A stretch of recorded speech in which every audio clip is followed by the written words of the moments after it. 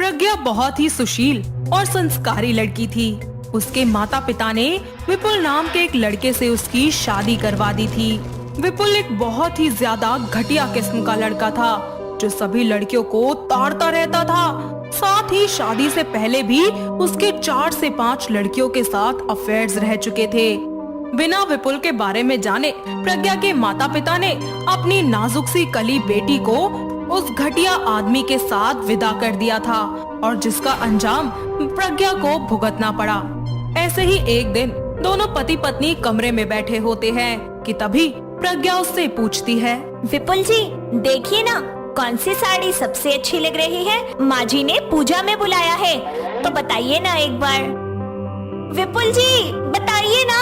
अरे तुम फोन दो। नहीं दूंगी, जब तक मुझे बता नहीं देते ना कि कौन सी साड़ी पहनूं, तब तक आपका फोन बिल्कुल नहीं दूंगी। नहीं देगी ना तो अभी बताता हूँ तुझे।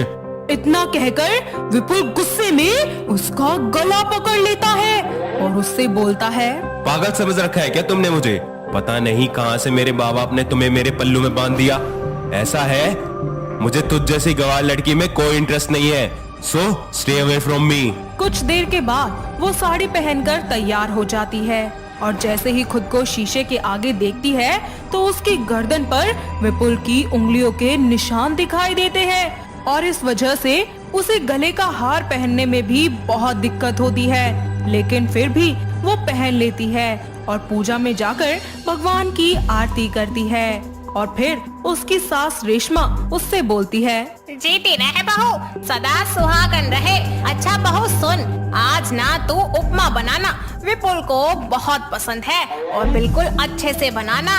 ठीक है माँ जी, मैं अभी झटपट से बना देती हूँ। अरे रुक बहू, सुन तो सही। ओहो, आधी बात तो सुनी ही नहीं इसने, कहीं मूंगफली ना डाल दे उपमा में। प्रज्ञा उसके लिए जल्दी से उपमा बनाती है और वो क्रश्ड मूंगफली भी उसमें डाल देती है और विपुल भूख के मारे वहाँ आता है। प्रज्ञा हाथों में उपमा लिए वहीं खड़ी होती है और तुरंत उसे दे देती है, जिसे खाते ही विपुल बहुत ही जोर जोर से खांसने लगता है। ये सब देखकर प्रज्ञा बहुत ही घबरा जाती है और तभी विपुल बोलता है, मेरा गला। माँ जल्दी आओ मेरे पास। विपुल जी आपको क्या हो गया? ये लीजिए पानी। दूर चली जाओ मुझसे माँ, मैं सांस नहीं ले पा रहा माँ। इतना सब कहकर वो बेहोश हो जाता है और तभी विपुल की ऐसी आवाजें सुनकर रेशमा आती है और बोलती है, अरे विपुल बेटा, क्या हुआ तुझे? ऐसे बेहोश कैसे हो गया? माँ जी देखिए ना, इनको क्या हो गया? पहले इन्हें बहुत ज्यादा खांसी आई, फिर इन्हें सांस लेने में दिक्कत हो रही है। टेबल पर रखी उपमे की प्लेट को देखकर वो उसे चखती है और प्रज्ञा को जोरदार थप्पड़ मारते हुए कहती है, अरे कलमोही, नासपीटी, बेअकल, बेशरम, अगर मेरे बेटे को कुछ हुआ ना तो मैं तुझे नहीं छोड़ूंगी। तूने मेरी बात आखिर पूरी सुनी क्यों नहीं? तेरी गलती है सारी इसमें। पर माँ जी मैंने आखिर ऐसा क्या किया है? अरे तूने मेरे बेटे को उपमा खिलाया ना, उसमें मूंगफली डालकर। अरे करमजली, इसे मूंगफली से एलर्जी है और तूने उसे वही खिला दिया। क्या? पर माँ जी मुझे तो पता ही नहीं था कि इन्हें मूंगफली से एलर्जी है। अरे बेअकल, एम्बुलेंस भी बुलाएगी या मेरे बेटे को मारना चाहती है तू? प्रज्ञा जल्दी से एम्बुलेंस बुलाती है और डॉक्टर उसका चेकअप करते हैं। कुछ टेस्ट और इंजेक्शंस लगाने के बाद विपुल बिल्कुल ठीक हो जाता है, जिसके बाद वो लोग उसे घर ले आते हैं। वक्त गुजरता जाता है, घर में सभी लोग खुश रहने की बहुत कोशिश करते हैं, लेकिन ना तो विपुल उसे कोई प्यार दे पाता और ना ही उसे कभी बीवी का दर्जा दे पाता। सिर्फ और सिर्फ वो प्रज्ञा पर जोर जबरदस्ती ही किया करता, उसे बहुत मारता पीटता। साथ ही रेशमा भी प्रज्ञा को बिना बात के ताने दिया करती। इन सब से परेशान होकर वो आत्महत्या करने के लिए फांसी का फंदा गले में डालती है और उसे अपनी आंखें बंद करके अपने मम्मी और पापा की झलक दिखाई देती है और ऐसे में वो अपना फैसला बदल लेती है, जिसके बाद वो विपुल को डाइवोर्स देने की सोचती है और डाइवोर्स पेपर्स पर साइन करके विपुल के मुंह पर मारकर और अपने सारे सामान के साथ उस घर को छोड़कर हमेशा के लिए बाहर आ जाती है और अपने मम्मी पापा के पास आकर उन्हें सब बताती है, जिस पर उसकी माँ बोलती है, नहीं मेरी बच्ची, तू रो मत। तेरी किस्मत में ऐसा गलत लड़का लिखा था। अगर हमें पता होता कि उसकी हरकतें ऐसी हैं, तो मैं मेरी बच्ची तुझे कभी उसके साथ विदा न करती।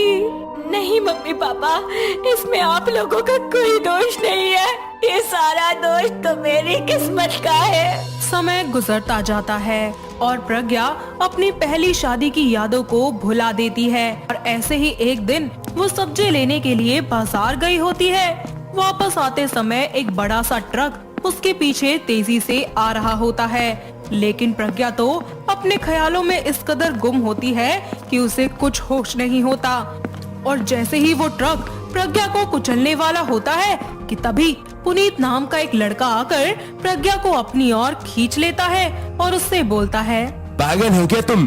कहाँ ध्यान था तुम्हारा? इतना बड़ा ट्रक तुम्हारे पीछे आ रहा था, देख के नहीं चल सकती क्या? अरे तुम्हें सुनाई नहीं देता क्या? हाँ, मर जाने दो मुझे। आखिर मैं जीकर क्या करूँगी? ऐसे क्यों बोल रही हो? कुछ हुआ है क्या? ये पूछो कि क्या क्या नहीं हुआ है मेरे साथ। लगता है तुम ठीक नहीं हो।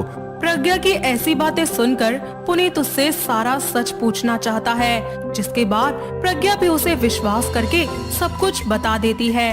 और प्रज्ञा की कहानी सुनकर पुनीत बहुत ही ज्यादा उदास हो जाता है, साथ ही उसे आगे बढ़ने की हिम्मत देता है। बहुत देर तक दोनों एक दूसरे से यूं ही बातें करते रहते हैं। ऐसा लगता है कि मानो उनमें गहरी दोस्ती हो गई हो। इसी तरह वक्त गुजरता जाता है। वो दोनों धीरे धीरे एक दूसरे से रोज मिलने लगते हैं और उनके बीच में प्यार कब पनप जाता है उन्हें पता ही नहीं चलता। ऐसे ही एक दिन पुनीत उसे एक होटल में ले जाता है, जहां उसने पहले से ही एक रूम को बहुत ही खूबसूरत और रोमांटिक से तरीके से डेकोरेट किया होता है। वहां पहुंचने के बाद वो अपने घुटनों के बल बैठकर अपने हाथों में रिंग लिए प्रज्ञा से कहता है, प्रज्ञा, मैं आपसे बहुत प्यार करने लगा हूँ जब से आप मुझे मिली हो। आपके बिना सांस लेना भी अब मुश्किल है मेरा।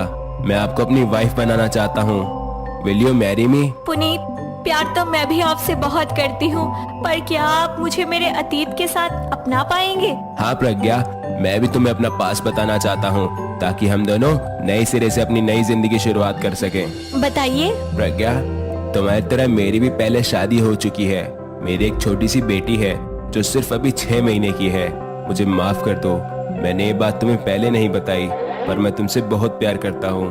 क्या तुम मुझसे शादी करोगी और मेरी बेटी को और मुझे संभालोगी? तो फिर आपकी पत्नी वो कहाँ है? वो इसे जन्म देने के बाद हम दोनों को छोड़कर चली गई। मेरी जिंदगी भी खाली हो गई थी, पर फिर जब तुम आई मुझे लगा कि मैं फिर से जी सकता हूँ। इधर आइए। I love you so much। मैं आपको भी प्यार करूंगी और आपकी बेटी को भी बहुत प्यार करूंगी। इस तरह वो दोनों अपने उस प्यार भले लम्हे में खो जाते हैं और एक दूसरे के बेहद करीब आते हैं। साथ ही अपने घर वालों को सब बता देते हैं और उनकी सहमति और उनके आशीर्वाद से पुनर्विवाह कर लेते हैं। कुछ ही दिनों के बाद प्रज्ञा अपने ससुराल की सारी जिम्मेदारियां बहुत ही अच्छे से संभाल लेती है। साथ ही उसकी सास भी उसे बहुत प्यार करती है।